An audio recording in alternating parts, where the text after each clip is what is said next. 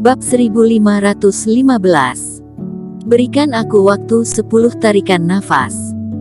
Jenius sekte yang berwibawa dan tak ternodai, Gong Yao, sekarang ditutupi dengan cairan obat hitam, baunya tersebar, dan dia bahkan lebih malu daripada seorang pengemis. Obat cair Erikin menyebar ke seluruh tubuhnya, dan Gong Yao meraung. Dia merasakan kesemutan di sekujur tubuhnya. Obat cair terus menembus ke dalam kulit seperti jarum baja, merangsang ke arah meridian. Sekarang dia tidak peduli dengan baunya lagi, dan merasa tubuhnya hampir terkoyak. Dan di bawah rangsangan rasa sakit yang hebat, Reiki di tubuh Gong Yao mulai bergerak dengan keras dengan sengatan. Bang! Pada saat ini, suara gemuruh tiba-tiba terdengar di atas langit. Bagaimana situasinya sekarang? Di kejauhan, Penatuatu, Master Sekte dan yang lainnya tercengang. Mereka mengepung tempat ini, menunggu kabut putih menghilang, untuk melihat apakah Gong Yao dan Erikin terbunuh, tapi mengapa tiba-tiba awan datang. Dan melihat ke arah awan ujian langit, itu kebetulan dari area tengah kabut putih. Salah satunya adalah Gong Yao yang luka berat, dan seorang apoteker yang tidak berkultivasi tinggi. Bagaimana awan ujian langit bisa muncul? Bang! Tapi sebelum mereka mengerti, guntur yang menyilaukan jatuh dan terjun ke kabut putih. Guntur ini jatuh ke tanah, membuat monster iblis yang sebelumnya meraung pun takut untuk bersuara lagi, hanya meringkuk di tanah. Rasa takut terhadap petir terpatri di tulang-tulang monster iblis. Kalaupun sudah gila karena menelan pil mujarab, mereka tidak berani menyinggung pergerakan langit. Mungkinkah monster iblis yang dirangsang oleh aku berhasil menerobos? Tu Penatua juga sedikit terkejut. Dia sendiri belum pernah melihat adegan ini. Saat beberapa guntur jatuh, awan ujian langit berangsur-angsur menghilang, dan area kabut putih kembali normal. Di dalam kabut putih, Gong Yao tiba-tiba berdiri. Meski bajunya sedikit rusak karena petir, nafasnya sedikit tidak seimbang. Tapi matanya sangat cerah dan penuh energi. Gong Yao melihat tangannya dengan luar biasa, tubuhnya sedikit gemetar. Terobosan, dia benar-benar menerobos. Guntur ujian langit barusan datang secara alami karena dia. Gong Yao tidak menyangka bahwa setelah mengoleskan obat cair yang bau dan menyengat dari Erikin, itu benar-benar akan memiliki efek terobosan. Wajahnya penuh ketakutan, dan dia merasa seperti sedang bermimpi. Tadi meridian hancur dan hampir jatuh beberapa level, tetapi dalam sekejap mata, setelah minum pil dewa yang diberikan oleh Erikin dan mengoleskan obat cair, tidak hanya lukanya hilang, tetapi juga mendapatkan terobosannya. Dan semua ini karena satu orang. Apoteker Cheng ini benar-benar luar biasa. Gong Yao memandang Erikin di samping dengan penuh semangat, matanya penuh kekaguman. Sekte Pedang sebagai sekte dinasti Qin yang terbesar, tentu saja memiliki master obat yang berkuasa. Dia sudah pernah melihatnya sebelumnya dan sangat menghormati master obat. Tapi setelah mengalami kejadian ini, rasa hormatnya pada master obat itu menghilang sedikit. Dia mencari peluang terobosan sebelumnya, melawan orang mati-matian, dan terluka parah. Master obat tua ini merekomendasikan dirinya ke apoteker di klub apoteker. Setelah meminum pil dewa yang diberikan oleh pihak lain, Master obat tua ternyata tidak menyadari bahaya tersembunyi di tubuhnya. Dan semua ini, apoteker Cheng hanya mengetahuinya dengan satu sentuhan tangannya. Level berapa ini? Celahnya terlalu besar. Hari ini, dia dapat dianggap benar-benar melihat seorang ahli yang nyata dalam pemurnian obat. Meski kultivasinya jauh lebih tinggi dari Erikin, Gong Yao tiba-tiba berlutut. Apoteker Cheng, terima kasih atas anugerah penyelamatan hidup. Karena master obat tidak mengandalkan kultivasi untuk cari nafkah, misalnya kalau bukan karena Erikin, kultivasi Gong Yao setinggi apapun juga akan mati.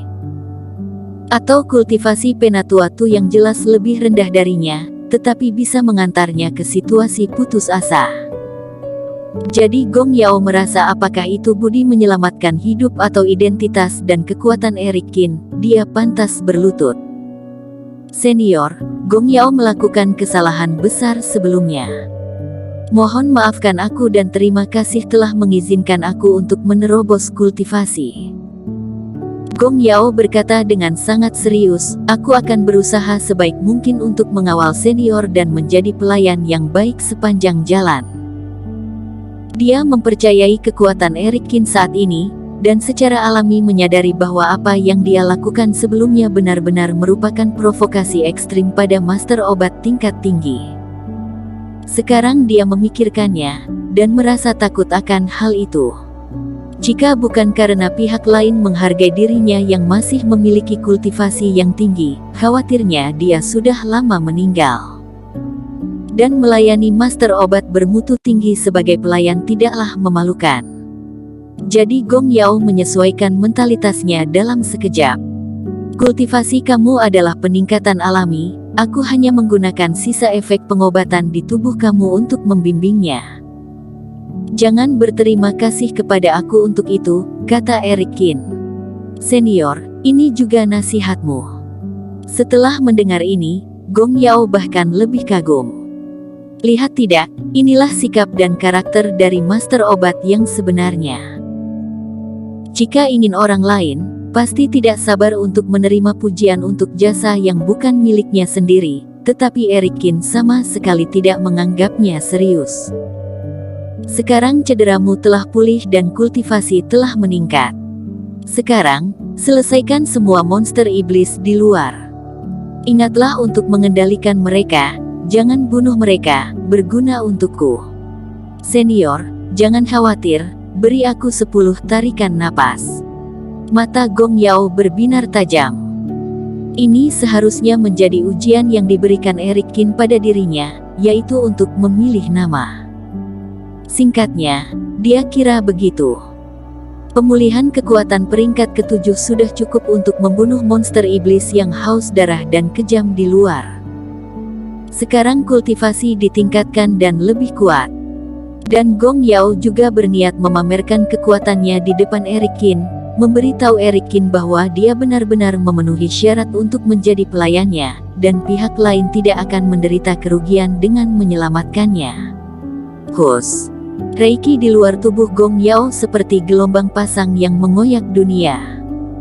Tubuhnya berkedip, dan udara di mana dia lewat terkoyak menjadi serangkaian lubang.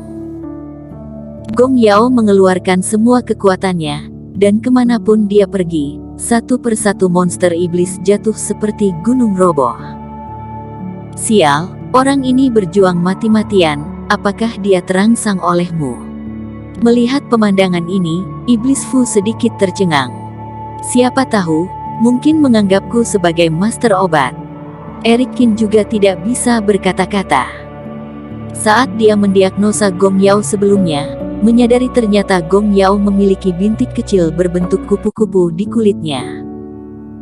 Tanda yang sangat kecil ini, khawatirnya kebanyakan orang tidak akan peduli, atau mengira itu adalah tanda yang ditinggalkan oleh pertempuran. Tetapi Eric Qin kebetulan ada di perpustakaan. Setelah melihat terlalu banyak keterampilan medis, dia cukup terkesan dengan tanda ini. Selama mempelajarinya, dia hanya perlu menggunakan Reiki untuk mengalir ke lokasi tertentu untuk memastikan kembali kondisi meridiannya. Dengan cara ini, keduanya konsisten, tentu saja pasti benar. Cek-cek, seorang fase transendensi level 8 melakukan yang terbaik untuk melayanimu. Kamu tidak perlu melakukannya sendiri dalam perjalanan ini. Iblis Fu iri. Itu yang terbaik, manfaatkan saja waktu ini untuk berlatih lebih banyak. Eric Qin tersenyum. Tidak peduli bagaimana Gong Yao menganggap dirinya sebagai orang yang pantas dikagumi, tapi menyelamatkan hidupnya adalah kenyataan. Namun, dia harus membaca lebih banyak buku tentang pil dan pengobatan. Jika tidak maka akan sedikit memalukan jika melakukan kesalahan suatu hari nanti.